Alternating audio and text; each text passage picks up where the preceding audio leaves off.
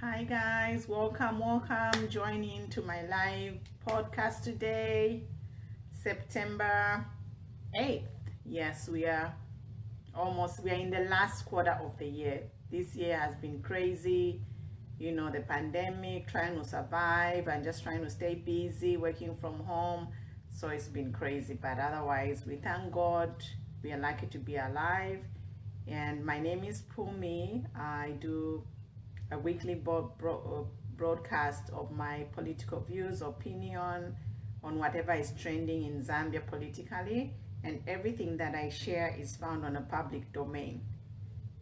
So yes, so if you're in doubt of anything that I say, you can just Google it and you will see that I'm not making anything up.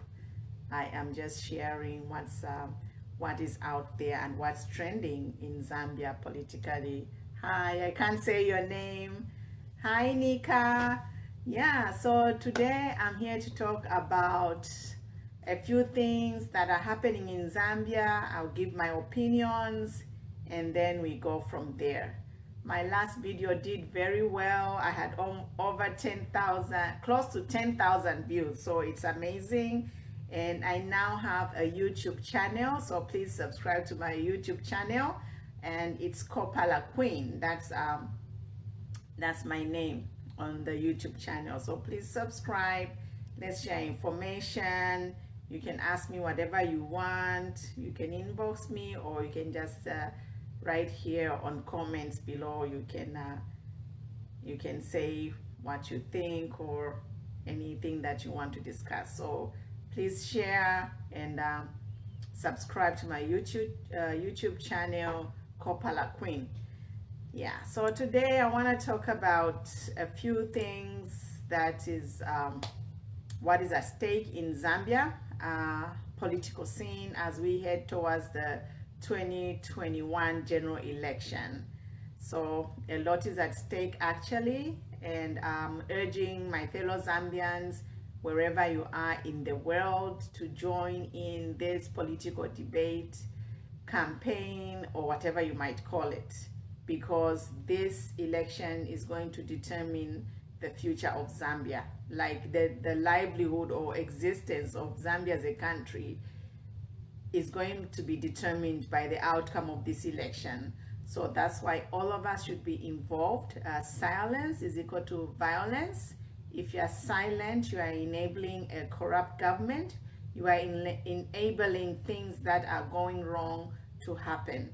There is power in numbers, so the more of us talk about these issues, then the government will be able to see, like, you know what, these people, we can't continue fooling these people anymore. Hi, Likezo.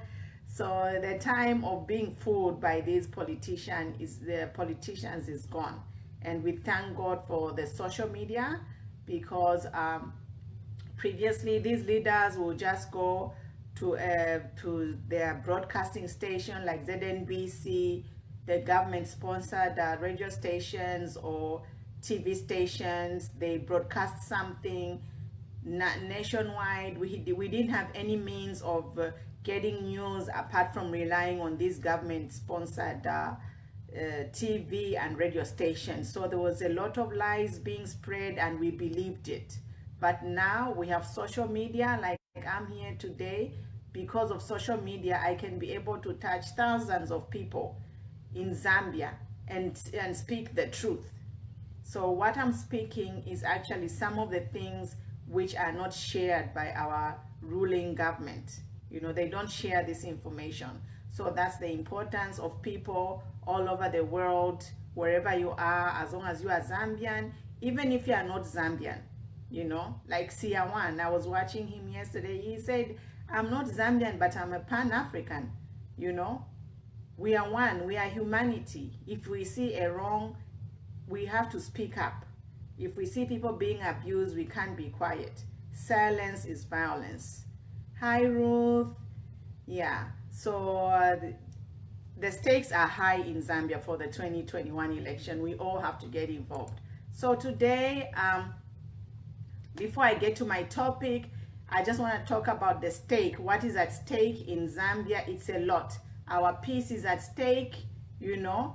There's voter suppression is at stake. Right now, they are doing selective issuing of NRCs.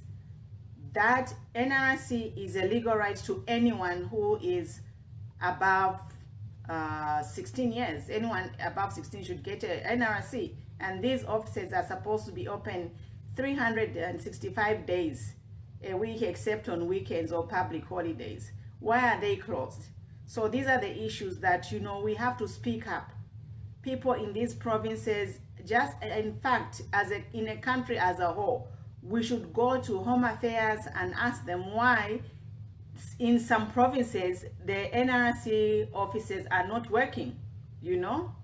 So these are some of the issues that we need to discuss, because NRC is the key to voting. If you don't have an NRC, you cannot get a voter's card. You see how these things are connected. So we have to, a lot is at stake in this 2021 election. We cannot go into this election with our eyes closed. We have to go with this election with our eyes open and make sure we get what we need. We are prepared to vote for the right candidate. We need corrupt-free leaders, and that's what is at stake. We have been electing the same kind of leaders year in, year out. You know, 55 years of independence have gone by, you know. So what are we doing wrong? What are we doing wrong? They say once bitten, twice shy, you know. So now we are actually going to be the problem if we are going to be re-electing the same people in office who will go and forget about us once they're in Lusaka. They come to our villages, they are kneeling down, Walefkama, please give us the mandate to Lusaka. When they go to Lusaka, and some of the people in these villages, they have no access to even know all the scandals that are happening in Lusaka right now by these ministers. Most scandalous government ever. So moving forward, that's why I am a strong advocate of the youth. Youth, some of you are equivalent to my children. You know, you are the same age as my children. So when I talk here, I'm not talking from without. You know, I'm not talking from without. I was there. I was not born. I was born after independence. But I've lived long enough to know a lot of things that have happened in Zambia politically. But what I see is on this social platform, a lot of people saying useless things. Some people, they go on my post, if I write my video where I'm trying to educate people, they are writing rubbish. I'm like, what rubbish? Do you know me for you to say what I'm saying is rubbish? You know? I do have a lot of, actually, I'm a teacher by profession. I studied economics. So what I'm saying from somewhere. I have experience, I have knowledge. I'm a grown woman, I'm a grandmother. I'm not a youth. So I think the youth now, instead of just being involved in politics or fighting and yelling, take a minute to sit and listen. For me, I'm not addressing PF or HH cadres. I'm addressing anyone who's a Zambian who's willing to listen. Listen and let's make sense of this political scenario so that at the end of it all, we make a vote that's going to benefit. We take a vote that's going to benefit us, you know, as Zambians. It's like we have to benefit as Zambians. Hi, Martin. Yeah.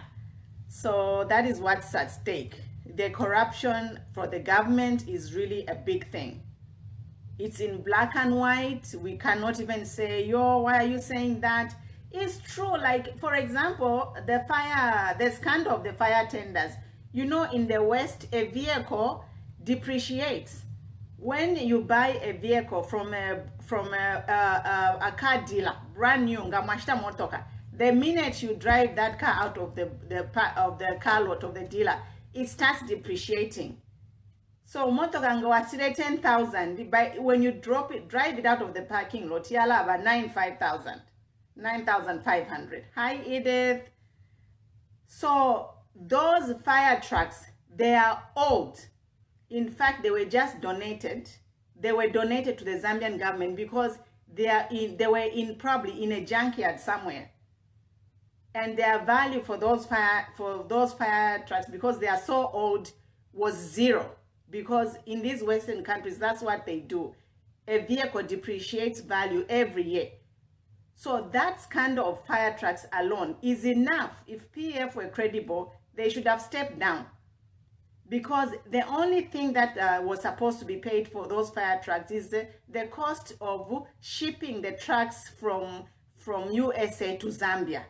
And we can say maybe roughly 3,000 to 5,000 per fire truck. Multiply that. That is what was supposed to come out of the Zambian coffers for those fire trucks. So maybe 3,000, 4,000, 5,000 a truck. And then no customs exercise, because those are government equipment, government vehicles. They don't pay any customs exercise. So if you do the math, that 42 million that was paid, about 40 million went to people's pockets. You know, 40 million US dollars went to people's pockets. Myself, I'm a retiree, 21 years, I went on early retirement. 21 years to date, they have not paid me my money. Look at the hospitals. I was seeing a picture of a vigilator at a school in Eastern Province. Mud walls, grass-thatched classroom. It's sad. It's like Zambia has money, you guys. At the end of this video, have your calculator down, have pen and paper. I'm going to give you some numbers, and then you do the math. We should be a paradise. Like, no Zambian should be sleeping hungry. All of us should be rich if this world was shared equally and our wealth was managed by people who know what they are doing. So that is what is at stake. That's why we have to put our heads together and see how we can educate, pass this information on to everyone. You know, because a lot of people, they don't have this information. They just rely on these politicians, on when they go to their villages, you know, they go to their villages and campaign on maybe a ZNBC program or radio program. They believe that as gospel truth. No, it's not. Days are gone of believing politicians. We have to fact check them. Whatever they say, we have to make sure, is it true or is it correct? Because they have proved to us they are not trustworthy. PF government is not worthy of our trust. You know, it's not. And it's not a matter of, you know, I don't care if you are PF, you are supporting PF just because, you know, but they are not trustworthy. They are not credible. They have abused us, all Zambians, in so many ways. And we can't continue sitting back and letting this happen. And then it come 2021, we vote them in office. No. So my topics today, I just want to talk briefly about HH versus Nawakwi. Then I'll talk about our wealth, just give you some information. And then I'll talk about some economic disasters, why we are saying PF has created an economic disaster in our country. I want to talk about that. Because Zambia right now, the economic scenario is chaotic. It's chaos. And then finally, on a good note, I'll talk about our vision moving forward from today into 2021. What is our vision? Because in life, you have to have a vision. You have to dream in color.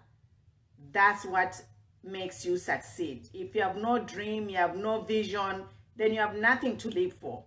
So we have to have dreams. We have to aspire to what we want to achieve as Zambians as a whole. And for me, the main thing is to transfer wealth. That's my vision. Is like, I want to see a Zambia where Zambian wealth is transferred, is shared among all Zambians equally. There should be no one living in poverty in Zambia with the wealth that we have. It's insane. It's crazy, you know. So Zambians, we have to wake up and we have to take action. We just can't sit and talk. We can't be armchair critics. We have to act. Shelak Tukuta is out there in the field. Lily Mumtaz, what is she doing? She left her comfortable life in UK. She could have stayed over there, but she's there in the ground. Those of us who can be, if you can't be in the ground, use whatever media you can to share information, talk to people, so that we put our country on the right direction. Because right now, Zambia is off the train, is off the tracks. You know, it's off the tracks. Things are going crazy, and we can't sit back and continue watching the madness continue. Sorry guys, my battery is running. I had to put in the charger. Yeah, so the first topic, HH versus Nawakwi. So this is currently a trending issue. Hi Maud, I don't know how to say your name. So trending issue, HH versus Nawakwi. Actually, this is a major distraction. PF are trying to remove HH from the ballot by trying to find a criminal, a crime, trying to find a crime to label against him. So that is the whole thing about it. We Zambians, we have to stand up for HH, and I was very proud. At the weekend, I saw a lot of videos, HH cadres, Zambians in general, just rallying their support, around HH, just assuring him that this time we are not going to allow the PF government to touch HH. They already had him in jail for 127 days for nothing, over trumped up charges. So we are a democratic country, and whatever charges they are trying to bring against HH, they were 25 years ago. I'm sure if there was something tangible, they would have taken him in. The law would have taken his course many years ago. So coming to talk about our wealth. So I want to talk about, I have introduced a new section that I want to talk about, and it's called Did You Know? So there are 3 things that I have on my Did You Know slide. It's like the first mine in Zambia. Did you know that the first mine in Zambia was opened in 1897, and it was in Mumbwa? Yeah, so if you go to Mumbwa there, you'll be surprised because there is nothing there. You can't even believe that there was a mine which operated there. And do you know the price of gold? 1 kg of gold is like 64,000 US dollars. So that mine, it worked and operated back then. I don't know what happened, but yeah, I've been to Mumbai, I think just driving past there. I didn't even know there was a gold mine there that operated over 100 years ago. So it's something. And then Zambia, as you know, is one of the richest countries in the world. We are the top 10 producers and producers of cobalt and copper. So that is something. That's why when I'm saying a lot is at stake, because these mines continue producing copper, and they not only copper and cobalt, they produce over 20 other minerals. Zambia is sitting on like this very wealth mineral belt, like the whole country, wherever you touch, there's some kind of a, a precious stone or some kind of a, high value mineral being mined. So that's why, we need to have the right people elected in 2021 so they can help us manage our wealth. So we have precious stones like amethyst, emerald, aquamarine. There's gold there, there's lead and nickel, It's like amazing. Like Zambia is rich, you guys. Copper, the price of copper according to the London Metal Exchange, the price is like 6,780 per ton for copper. All this information is public information. So you Google how much it is and Google how much Zambia is producing. There you are. Do the math. That is money coming out of Zambia every year, annually. Cobalt is one of the most expensive minerals. 33,000 per metric ton. and go online. It's your homework if you are really interested to see why these politicians are sticking in power. Zambia is sitting on money pot. There is money because this gold mine won't even be depleted. High levy, cobalt will not be depleted, nickel will not be depleted. Every year they are mining. This is wealth. It's not riches, it's wealth. So the government that's there, it will come, it will mine their share, it will go take the money into their pockets. And that's what we've been happening. And that's why we are saying we want this wealth shared equally among Zambians. Enough is enough. Once bitten, twice shy. We Zambians have to do something different. We have to elect leaders who can feel for their people, not for their pockets. Leaders who want to serve. Not leaders who are building 48 houses. Can you sleep in 48 houses when some people are sleeping on the street? You youth, especially the youth, some of you, you are 30 years old, you have not been able to find a job, you are still staying with family, relatives, or friends. Is that right? For me, I went to school, the government paid for me. I was 21, I had my own house, the government facilitated all that. So why can't all the youth of Zambia have all those things? That's what we are fighting for. It's not a matter of PF or you are HH. It's a matter of according equal opportunities to everyone. Because we are rich. We are not destitute. Money is there. It's just poor management. You know? So it's poor management. And so then the next thing that I wanted to talk about is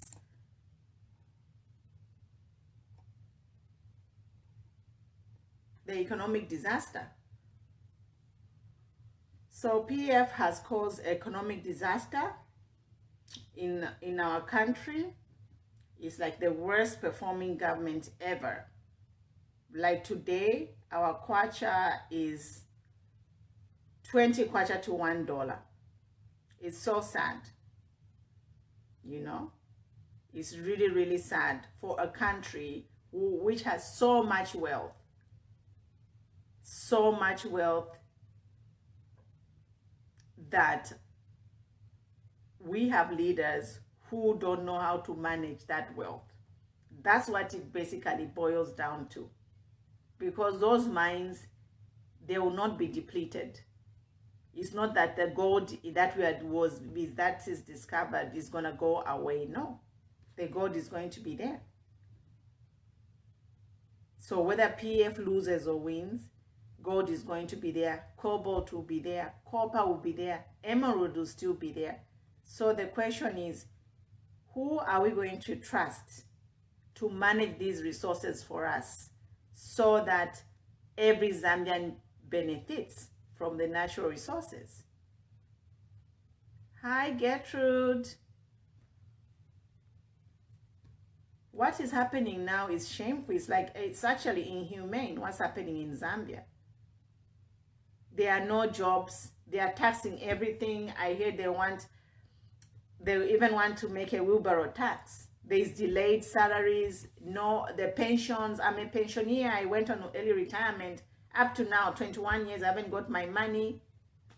Healthcare is a mess. Education, like everywhere you look, things are falling apart. It's an economic chaos. It's a disaster. Tribalism, you know. And the funny thing is, they only talk about tribes when it's coming to elections. In the communities, we all live together. We are one. My neighbors, they are from all over. Our people, they work in any part of the country they want to work. But when it comes to politics, that's when you hear people talking about tribes. They better stop it. And we Zambians, we should not be fooled. You know? We should not be fooled. If you are a politician, you are elected to serve. You know? You are elected to serve, and you must prove yourself without the time. 4 years, 5 years, we want results. If you have no results to show, you better go. Zambians, we have to stop being fooled. We cannot be voting the same people in office who are not producing no results. They are not doing anything for us. It has to stop. And then the Zambia, we have high debt. Like this PF, they have borrowed money that if we avoid them back into power 2021, I'm telling you, 100 years from now, we'll be still paying for that debt, which has been acquired by PF. And the funny enough is that debt which has been acquired, are we benefiting from it? No, there's no medicines in the hospitals. You have seen the schools our kids are going to in the villages, mud thatched, mud thatched schools, grass roof in the schools. Is that development? You go to our cities, our townships. At independence, all those roads in the township, there was tarmac. All those tarmacs have eroded, now is dust. For me, I thank God I was blessed to know Zambia when things were okay. And that's why some of you youth, you were born when things were bad. So you have not had the opportunity to see the good side of Zambia. So some of us, when we are talking from somewhere. We have seen Zambia at its best. Most of the youth have been born to a devastated Zambia. They don't know the good that Zambia was once a country to be reckoned with, and envy of our neighbors over the entire Africa.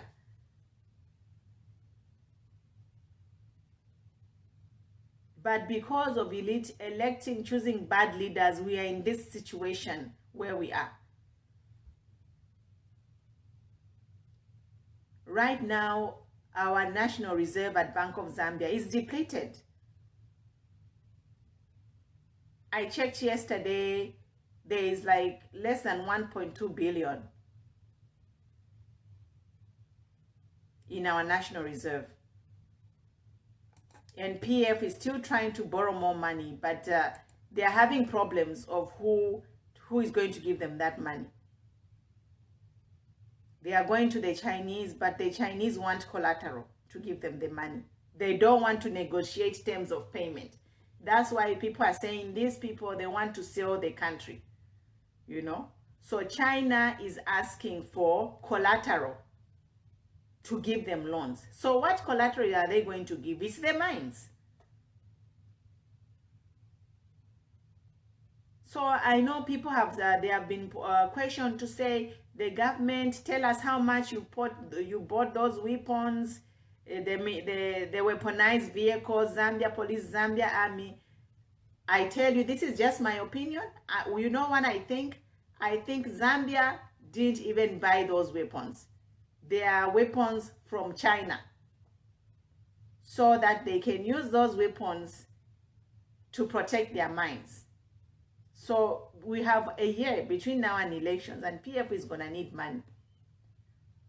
So if they sign any loan, if they get any loan, I bet you they are going to put some mines as their collateral. So that's why there's this thing, people saying they are selling the country. That's what it is.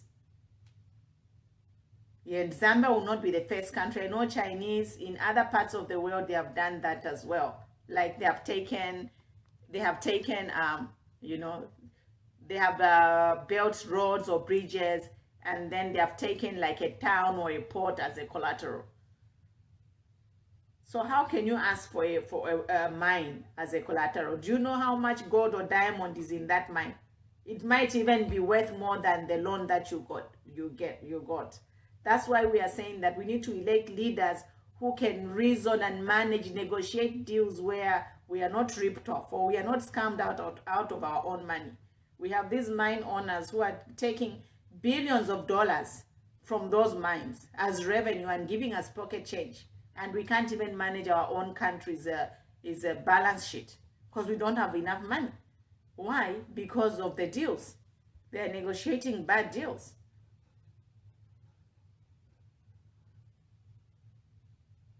So it's really sad, and they have even gone to the extent of, having issuing NRCs to Congolese. We are seeing it on the news. Is there. Thank God for these cameras, these cell phones. We are capturing real information and in real time, and this information is being shared. So that's really important that we share this information and we are aware. This 2021 election is do or die. It's serious business. It's not even a joke. So the last thing I want to talk about is a vision for 2021 and beyond. So this vision should start today. Like, what do we want? Let's plan, let's strategize our campaign, getting your voters cards, getting your NRCs, campaigning. What is campaign? So in my next video, I think I'll talk about campaign and give information about campaign. We are dealing with the youth. The populace of Zambia now, majority of them, they are youth. Zambia's literacy rate is 86%. So most of us can read and write. Most of us can read and write. That's the good news. So if we can read and write, we can understand a lot of things that are happening, and also we can understand that we are living in a global economy. So that's why we need qualified people to run our economy or government. Because if we elect people into office who are not qualified, then that's why we're having these problems. Because we are living in a global economy. So we need people who really know what they are doing. And it's our homework as citizens to do our campaign, educate each other, make sure we have the right people in the office to see us, to lead us for the next 5 years. Because Zambia is rich. Zambia is rich. There are mines everywhere. The wealth that we have, if you do the calculations, it's a lot of money. But mismanagement and bad deals are being negotiated. We are being ripped off. And it has to end. So that's a vision. Leaders, what kind of leaders? Let's use social media to campaign and share information.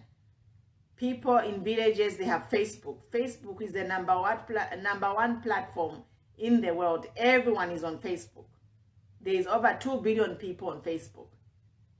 If you have people who don't want to go on Facebook, I have a YouTube channel. You can direct them to a YouTube channel so that they can be informed and get ready for this campaign period. It's going to be intense campaign period, as well as the general election itself.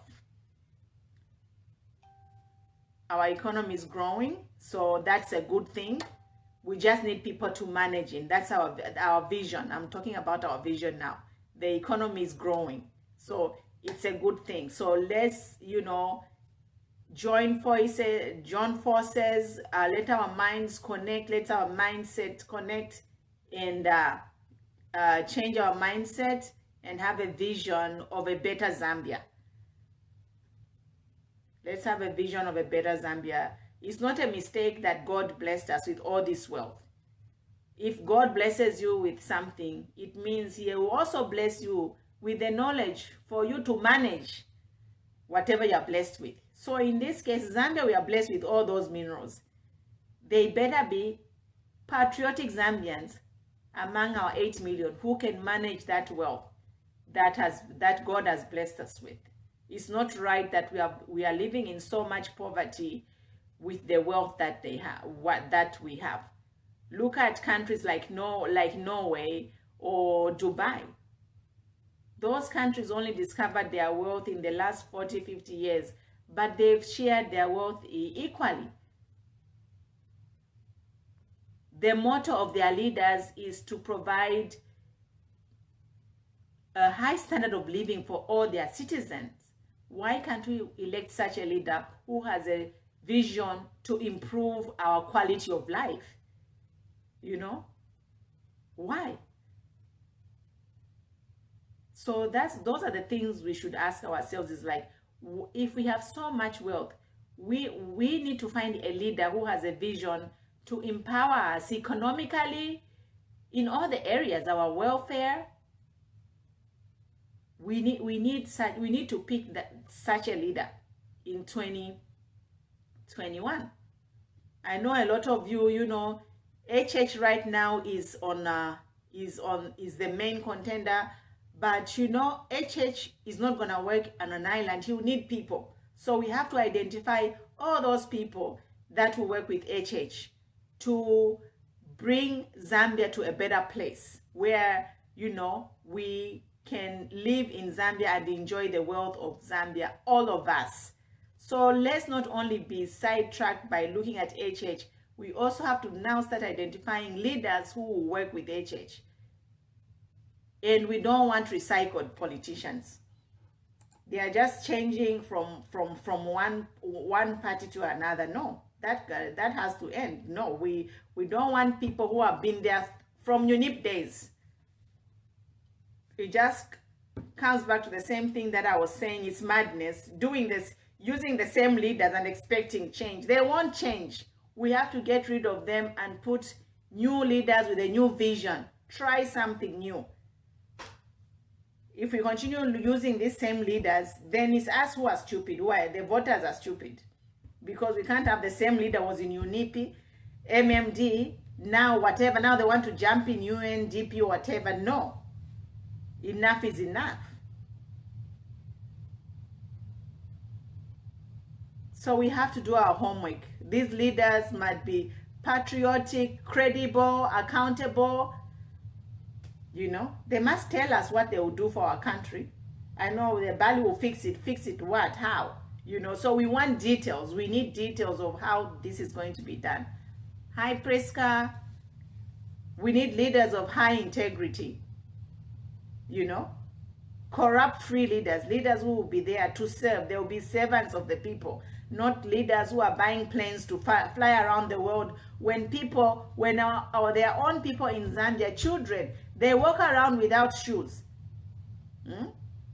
Go in the villages there. Even if you're on a bus from Lusaka to Kitwe, look at those villages. They are just standing there watching the train carry the copper and they go down in and out of the country. Those little kids. Every time I sleep, I think of those kids on that road from Lusaka running to the copper belt. Those villages, there's always kids who are there watching those trucks carrying the copper, gold, cobalt out of the country.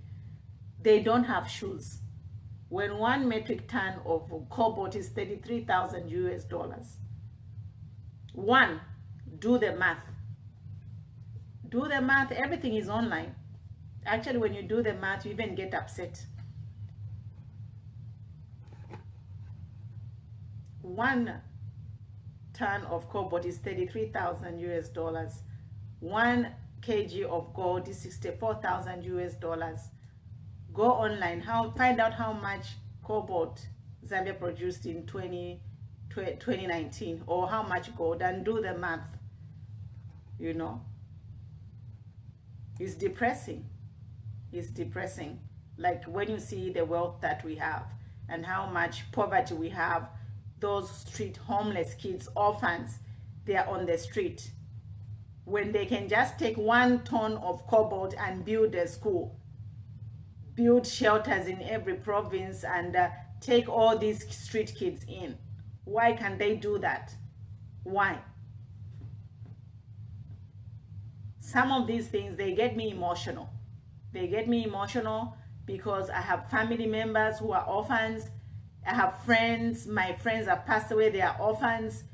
And I just, you know, looking at how much wealth Zambia has and how much at the same time we are so poor, even neglecting the innocent children. No child chooses where to be born, including myself. I didn't choose to be born a Zambian.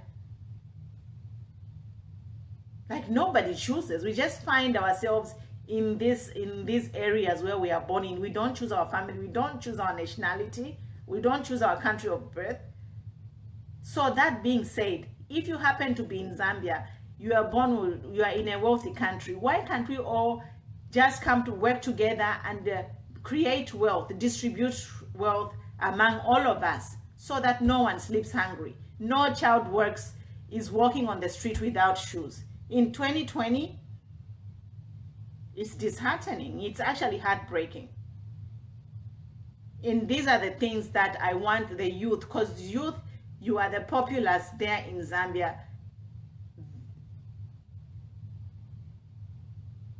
You are the populace there in Zambia, you know. So do what you have to do and get ready to vote. And lastly, that's it, I think, for today. I'll talk to you next week, and then we'll talk about whatever will be trending in Zambia, and then I want to talk about campaigning and also the national budget. Otherwise, stay vigilant, be strong, have a vision, dream big, be safe, and see you next week. God bless you. Bye.